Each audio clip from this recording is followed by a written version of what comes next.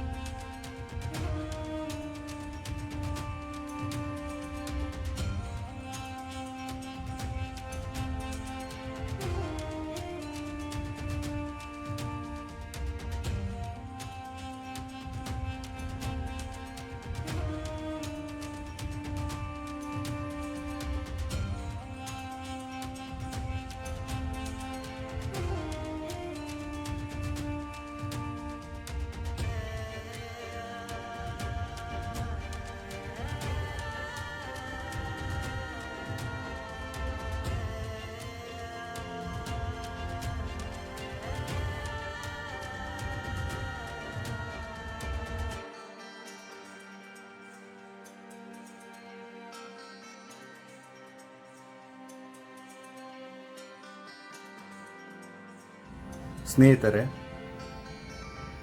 ಕಾಂಬೋಡಿಯಾದಲ್ಲಿರುವಂತಹ ಅಂಕೋರ್ವಾಟ್ ದೇವಾಲಯದ ಸ್ವಲ್ಪ ಮಾಹಿತಿಯನ್ನು ನಿಮ್ಮ ಮುಂದೆ ಪರಿಚಯಿಸಲಿದ್ದೇನೆ. ಹಿಂದೂ ಧರ್ಮ ಭಾರತಕ್ಕೆ ಮಾತ್ರ ಸೀಮಿತವಾಗಿಲ್ಲ. ಅದರ ಪ್ರಾಚೀನ ಸಂಸ್ಕೃತಿಯ ಪ್ರಪಂಚದಾದ್ಯಂತ ಗೋಚರಿಸುತ್ತದೆ. ವಿದೇಶದ ಪುರಾತನ ದೇವಾಲಯಗಳಲ್ಲೂ ಈ ಧರ್ಮದ ಪ್ರತೀಕಗಳು, ಕುರುಹುಗಳು, ಚಿಹ್ನೆಗಳು ಕಂಡುಬರಲು ಇದೇ ಕಾರಣ. ಈ ಪುರಾತನ ದೇವಾಲಯಗಳಲ್ಲಿ ಒಂದು ಕಾಂಬೋಡಿಯಾದ ಅಂಕೋರ್ವಾಟ್ ದೇವಾಲಯ. ಇದು ಹಿಂದೂ ದೇವಾಲಯವಾಗಿದ್ದು 402 ಎಕರೆಗಳಲ್ಲಿ ಹರಡಿರುವ ಈ ದೇವಾಲಯವು ಕಾಂಬೋಡಿಯಾದ ಅಂಕೋರ್ನಲ್ಲಿದೆ.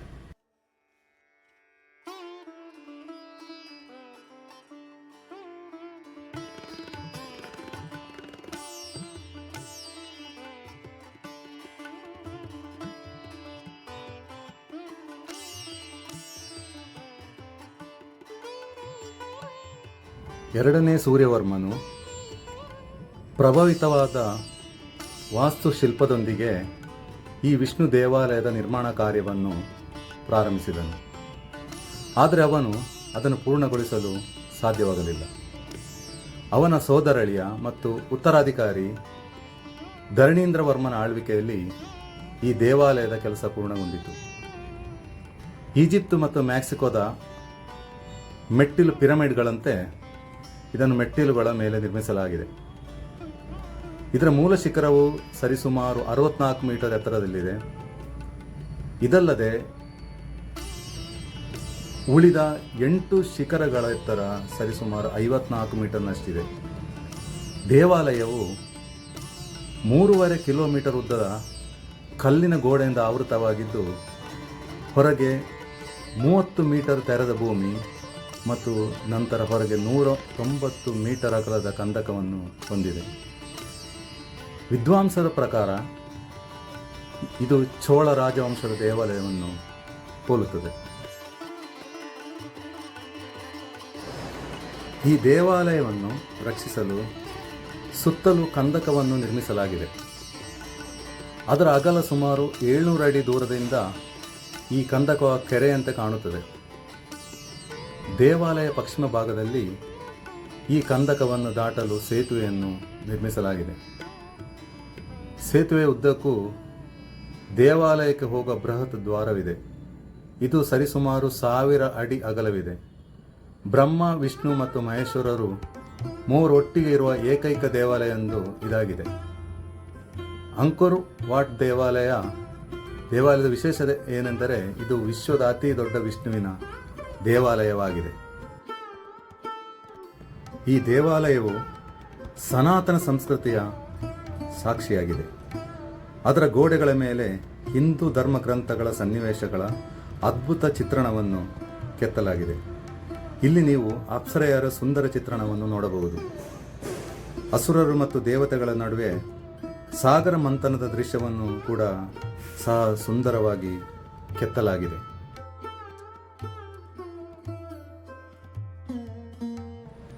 ಅಂಕೋರ್ ವಾಟ್ ದೇವಾಲಯವು ಪ್ರಪಂಚದ ಪ್ರಸಿದ್ಧ ಪ್ರವಾಸಿ ತಾಣದಲ್ಲಿ ಒಂದಾಗಿದೆ.